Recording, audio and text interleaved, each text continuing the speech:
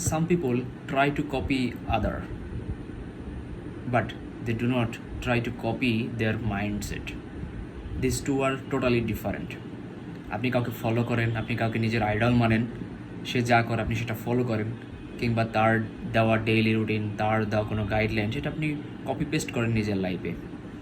কিন্তু আপনি যদি তার মতো সেম মেন্টালিটি নিজের মতো গ্রো করতে না পারেন, তাহলে আমার মনে হয় যে ম্যাক্সিমাম ক্ষেত্রেই সেখান থেকে ফিডব্যাক আপনি আশানুরূপ পাবেন না।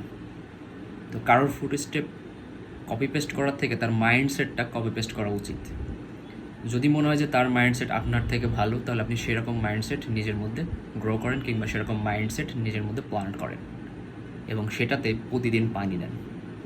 সেটা যখন গ্রো হবে তখন আর আপনাকে তার ফুট স্টেপ, তার গাইডলাইন ফলো করা লাগবে না। আপনি চাইলে তখন নিজেই ভালো একটা লাইফ স্টাইল লিড করতে পারবেন। আপনার নিজের সেলফ গ্রোথ ভালো হবে, আপনি নিজেই বুঝতে পারবেন আপনার কোন ডিরেকশনে যাওয়া উচিত। আপনি তখন আপনার নিজের লাইফের ডিরেকশন নিজেই নিয়ন্ত্রণে রাখতে পারবেন, অন্যের জিনিস কপি পেস্ট করা লাগবে না। আপনি তখন নিজেই নিজের মূল চালিকা শক্তি হয়ে উঠতে পারবেন। Thank you.